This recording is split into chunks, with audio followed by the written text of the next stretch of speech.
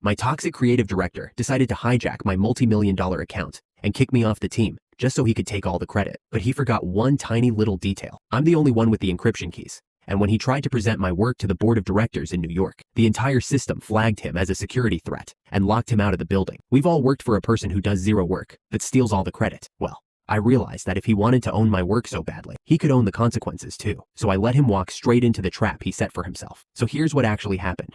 I've been the lead technical architect at this agency for 4 years. I'm talking 80-hour weeks, sleeping under my desk, and drinking way too much office coffee to hit every milestone. I didn't mind, because this project was my masterpiece. It was a predictive AI engine designed to revolutionize how we track consumer behavior. It was complex, it was beautiful, and it was mine. Then came Julian. Julian was hired as the new creative director 3 months ago. He's the human equivalent of a paper cut. He wears expensive vests over t-shirts, uses words like synergy and disruption every 5 minutes, and has a nasty habit of forgetting to put my name on the slide decks during team check-ins. I watched him spend most of his days networking at expensive lunch spots while I was deep in the code, making sure our datasets were clean. The tension reached a breaking point 2 days before the global launch, the biggest presentation of the year. This wasn't just another meeting. This was a $50 million account with the biggest retail giant in the country. At 4:45 p.m. on Friday, Julian sent me a cold, 3-line email. It said, "I'll be taking over the presentation from here. Hand over all your source files, your admin credentials, and don't bother coming to the meeting on Monday. Your technical vibe doesn't really fit the brand image we want to project to the board." I was shaking with rage. I walked to his office to confront him, but he was already packing his briefcase. He didn't even look at me. He just said,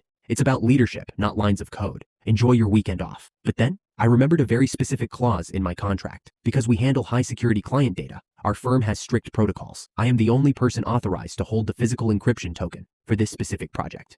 It's a tiny USB key that must be plugged into the server for the presentation to even open. Without it, the files aren't just protected. They are scrambled gibberish. I didn't argue. I didn't complain. I followed his orders to the letter. I sent him the login to the cloud folder. I sent him the source files. I even sent him a good luck message that I knew would look great in an HR file later. Then, I took that physical security key, put it in my pocket, and drove 3 hours away to a remote cabin in the woods with zero Wi-Fi and zero cell service. Monday morning, 10 a.m. The boardroom in New York was filled with the CEO, the primary investors, and the clients. Julian stood up, straightened his vest, and started his big speech about his vision and his hard work. He spent 20 minutes talking about how he had single-handedly built this engine. He reached the climax of the presentation and clicked launch. The screen didn't show my beautiful data visualizations. It flashed bright red. A massive warning popped up in front of everyone, echoing through the room. Security breach.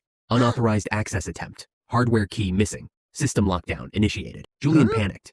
He tried to restart the computer, but the system moved into a hostile takeover protocol. It locked the entire company out of the server for 6 hours. The clients were so insulted by the technical failure and Julian's obvious lack of knowledge that they walked out and canceled their contract on the spot. I walked back into the office on Tuesday morning. Julian's desk was already empty, just a stray coffee mug and a business leadership book left behind. The CEO called me in, looking like he'd aged 10 years. He told me Julian claimed I had sabotaged the files. I didn't get angry. I just pulled up the email where Julian explicitly told me to hand over the files and stay away from the meeting. I said, "Sir, I followed my director's orders exactly. If he didn't know how to manage the hardware security protocols for the project he created, that sounds like a leadership failure, doesn't it?" The CEO just sighed, rubbed his temples, and offered me Julian's old job with a 40% raise and a seat on the executive board. He traded my hard work for a moment of glory.